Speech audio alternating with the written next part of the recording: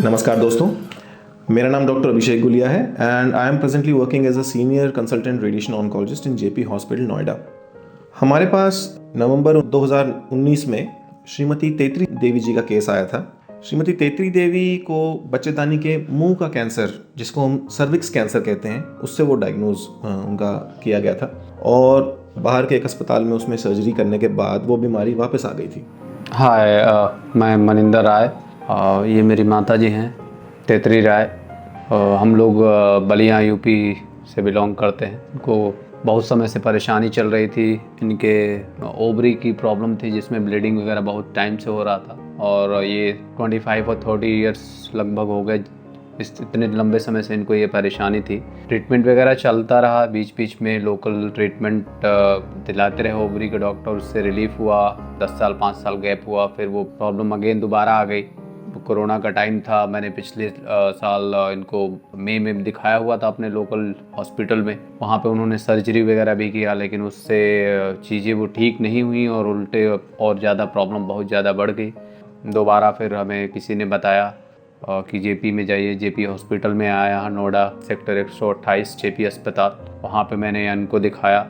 अभिषेक Gulia sir हैं, जिन्होंने माताजी का ट्रीटमेंट किया है और काफ़ी उनको जितनी भी सारी इनको प्रॉब्लम थी वो सारी प्रॉब्लम ख़त्म हो चुकी है और कोई समस्या, कोई दिक्कत वाली बात नहीं है।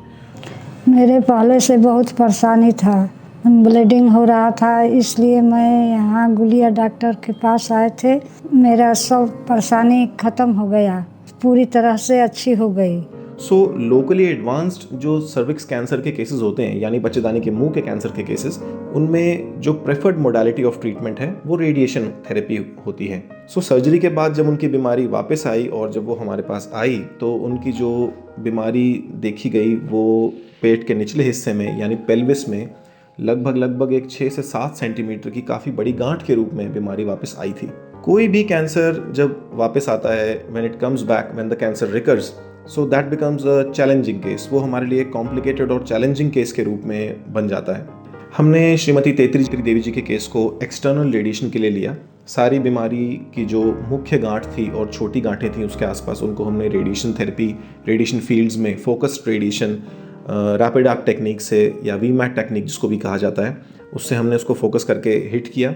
और उसके बाद जो बड़ी गांठ थी उसको हमने इंटरनल रेडिएशन थेरेपी के लिए लिया। इंटरनल रेडिएशन थेरेपी की मुख्यतः 2 टेक्निक्स होती अवेलेबल हैं आजकल। जैसे एक तो है इंट्राकैविटरी, जो कि ज़्यादातर जगह की जाती है। देन अदर टेक्निक जो कि लोकल एडवांस केसेस में काफ़ी बेहतर पाई गई है, उसको हम इंटरस्टिशियल ब्रेकीथेरेपी बोला जाता है। अनफॉर्चुनेटली आजकल के ज़माने में भी, even in today's times in big cities, interstitial brachytherapy is not very widely practised and is not very widely available. Interstitial brachytherapy की तकनीक के प्रयोग के बाद हमने सारे ट्यूमर की जो बड़ी गांठ थी उसको अंदरूनी रेडिएशन से भी कवर किया एंड उसके 3 महीने बाद, इंटरनल रेडिएशन ख़त्म होने के 3 महीने बाद जब हमने स्कैन किया तो तेत्री देवी जी का कैंसर पूरी तरह ख़त्म हो चुका था। एक कॉम्प्लिकेटेड चैलेंजिंग केस में भी हमने अच्छे से रेडिएशन दी और पेशेंट आज कैंसर से मुक्त हैं, एक अच्छा जीवन जी रही हैं, and that too without any side effects. और ये मम्मी को भी आप लोग देख रहे हैं, ये कुछ दिनों पहले ठीक से बैठ नहीं पा रही थी। इवन गाड़ी में इनको लेके हम हॉस्पिटल जिस टाइम पे जाते थे तो ये गाड़ी में भी लेटने पसंद करती थी, बैठ नहीं पाती थी 15-20 मिनट के लिए भी। लेकिन आज ये बिल्कुल ठीक है और थैंक यू सो मच। मैं पूरे अस्पताल को और वो स्टाफ को और स्पेशली अभिषेक सर को, जिन्होंने ट्रीट किया, चीज़ें सही की और बिल्कुल ही अब वो बिल्कुल स्वस्थ हैं।